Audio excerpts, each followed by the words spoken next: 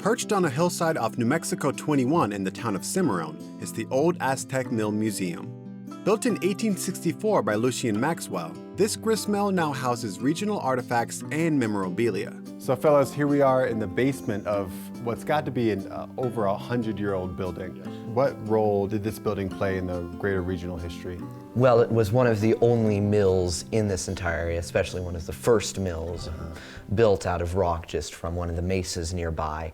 It served as the main mill for the Indian population. This was the local Indian agency. And it also served as the headquarters of Maxwell, who ultimately owned the Maxwell land grant. Okay. He got it from his father-in-law, Charles Beaubien, but during the Taos Revolt of 1847, Beaubien's only son was killed, and so Beaubien looked around for someone who could help manage this large land grant. It was over 1 million acres or something? It turned out to be 1.7 million acres. It should have been 96,000 acres according to Mexican law, but it ended up being about 20 times larger. And he looked around and had his son-in-law, Maxwell, and his good friend Kit Carson.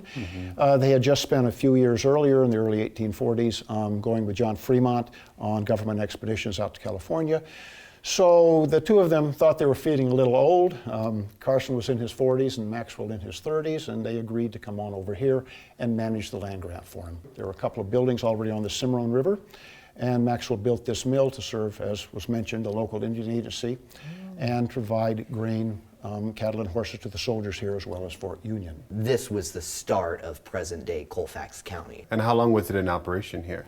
Well, the mill was built from 1860 to 64 and only used for 12 years. Oh, wow.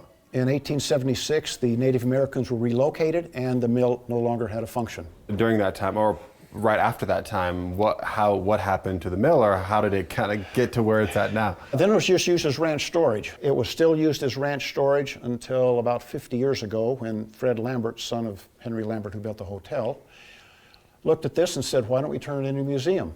He put floorboards in. Being from the Lambert family, they had a lot of stuff from the hotel.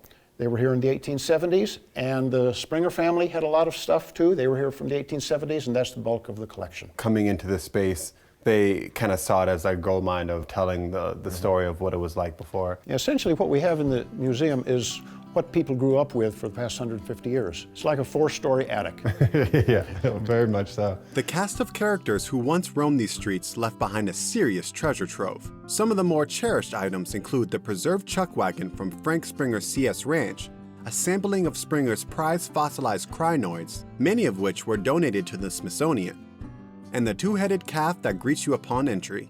Oddities and artifacts galore.